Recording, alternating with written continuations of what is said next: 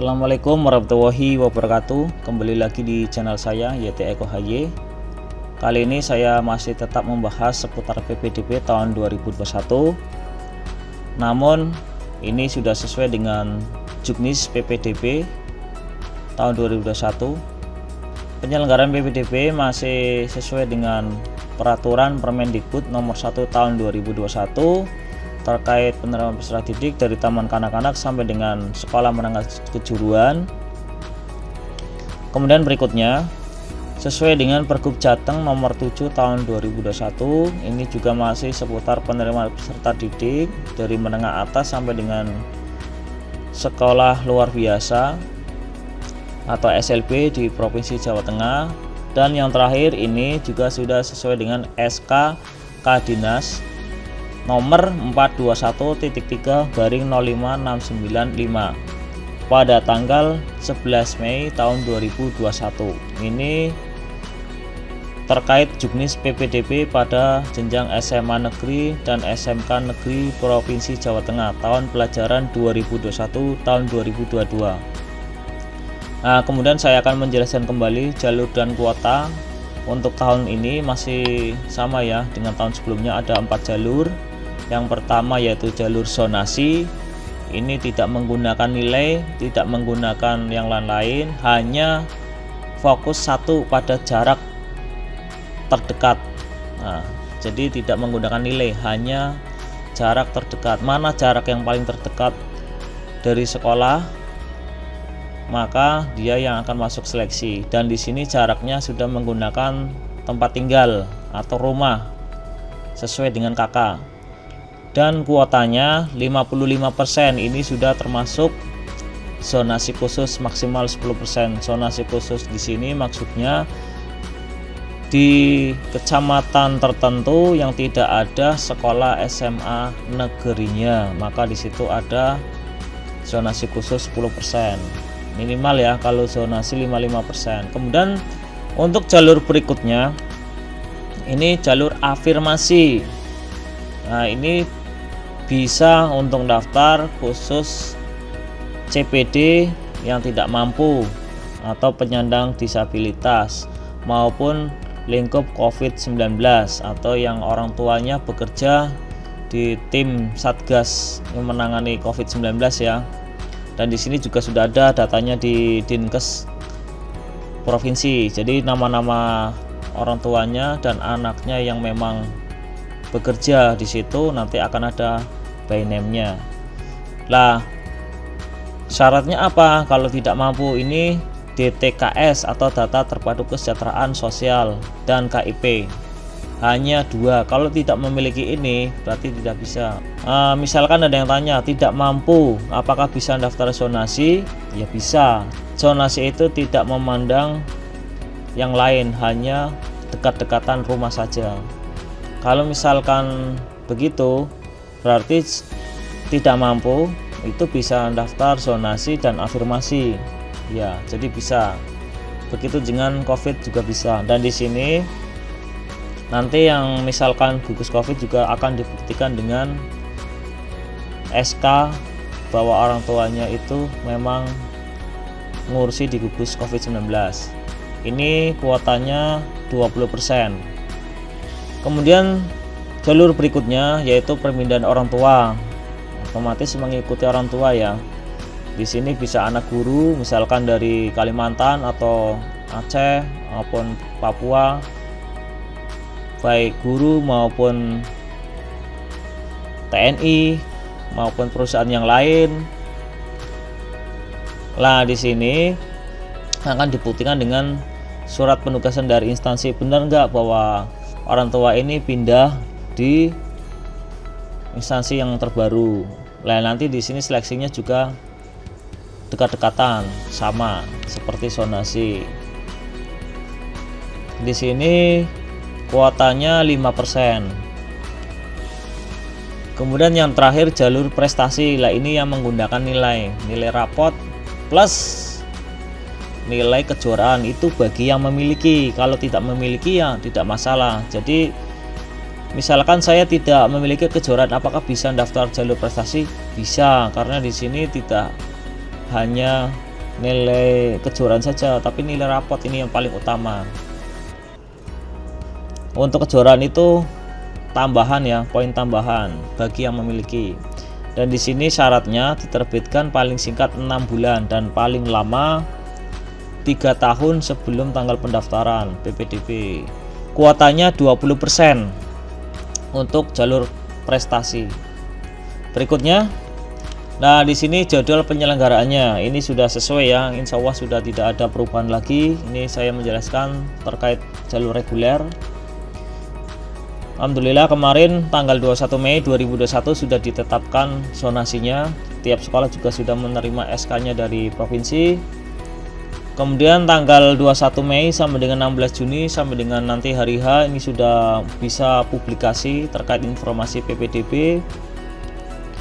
Kemudian nah di sini yang paling penting, verifikasi berkas pendaftaran dan penerimaan tokat ini wajib dilakukan CPD sebelum melakukan pendaftaran. Jadi sebelum pendaftaran nanti tanggal 14 sampai 19 Juni ini sekitar 1 mingguan ya. Jadi ini dilakukan untuk verifikasi akun dan input data awal. Karena sini wajib, tidak boleh dilewatkan, karena nanti kalau dilewatkan tidak bisa untuk mendaftar. Dan sini waktunya lama ya, cuman 1 minggu dari 14 sampai 19. Ini silakan nanti dicek dari NISN, NIK-nya, nama dan lain-lain, silakan di verifikasi akun di sini. Nanti akan saya jelaskan di simulasinya atau demonya cara daftarnya. Jadi tetap ikuti videonya atau channel ini biar bisa mendapatkan simulasinya, informasi. Kalau tidak melakukan aktivasi nanti tidak bisa daftar ya, itu catatan poin pentingnya. Ini pendaftaran tanggal 21 Juni sampai dengan 24 Juni. Ini ada 4 hari. Jadi selama pendaftaran masih bisa diubah-ubah, baik pilihan sekolahnya, pilihan jalurnya maupun yang lainnya. Ini dimulai tanggal 21 pukul 7.00 pagi sampai dengan 23.55 ya, ini sama halnya 24 jam. Kecuali hari terakhir tanggal 24 Juni ini maksimal 16.00. Kalau lebih dari itu sudah tidak bisa daftar dan tidak bisa ngecek peringkat.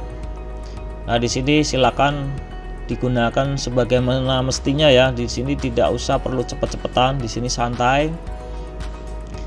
Kalaupun memang rumahnya dekat terus daftarnya terakhiran misal tanggal 24, karena memang jaraknya dekat rumah dengan sekolahnya ya otomatis masuk seleksi ya, jadi seperti itu. Kemudian nanti 2 hari tanggal 25 sampai 26 Juni 2021 akan dilakukan evaluasi dan pemeringkatan se-Jawa Tengah dan penyaluran.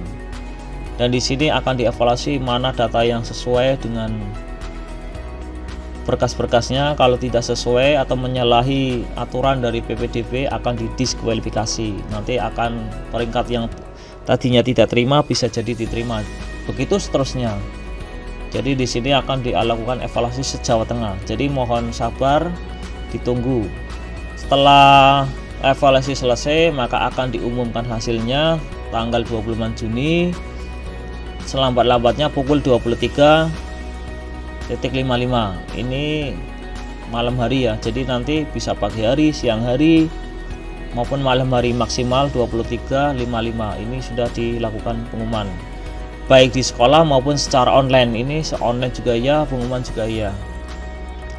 Kemudian bagi yang diterima maka nanti wajib daftar ulang. Kalau tidak daftar ulang berarti dianggap gugur. Di sini daftar ulangnya tanggal 28 Juni sampai dengan 2 Juli tahun 2021. Kemudian awal tahun ajaran baru tanggal 12 Juli tahun 2021. Ini mudah-mudahan COVID-nya sudah mulai mereda, jadi bisa tatap muka atau bisa berangkat ke sekolah kembali secara normal. Mudah-mudahan, kita berdoa saja. Berikutnya jenis-jenis kejuaraan. Nah, kemarin juga banyak yang menanyakan. Jenis kejuaraan juga ada 2.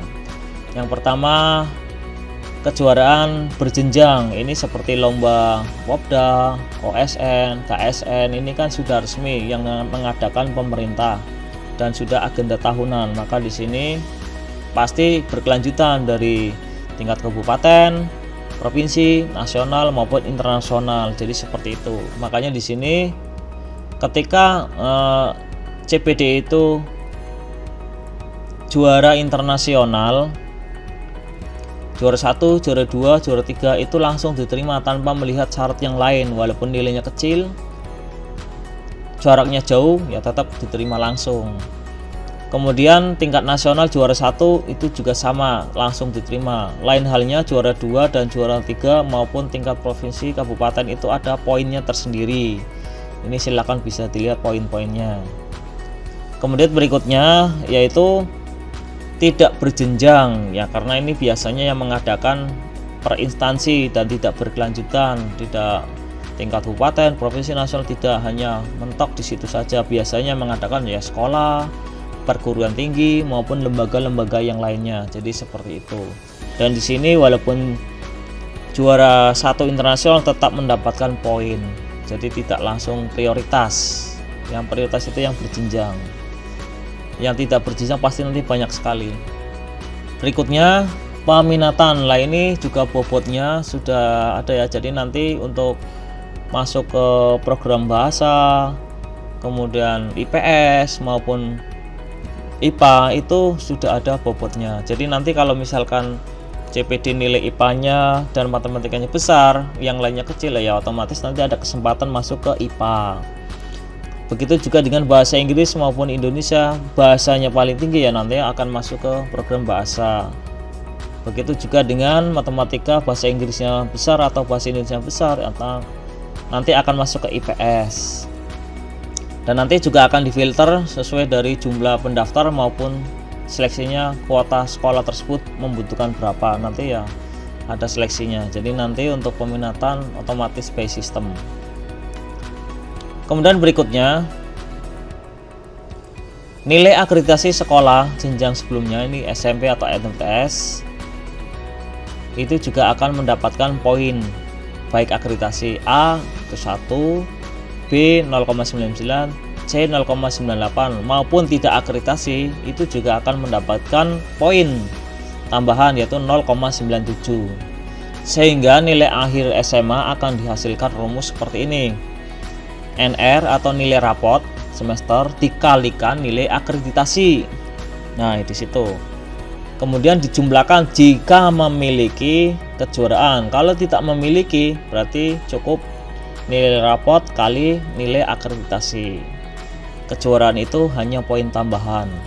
Jadi jelas ya. Dan di sini untuk jalur prestasi ini karena yang menggunakan seleksinya nilai. Semoga video kali ini bisa bermanfaat bagi calon peserta didik baru tahun 2021. Kali ini saya tidak membicarakan panjang lebar karena sudah saya jelaskan di video sebelumnya. Semoga informasi ini bisa bermanfaat. Tetapi saya tetap mohon maaf barangkali ada informasi yang salah atau saya salah mengucapkannya. Saya mohon maaf dan saya akhiri. Assalamualaikum warahmatullahi wabarakatuh.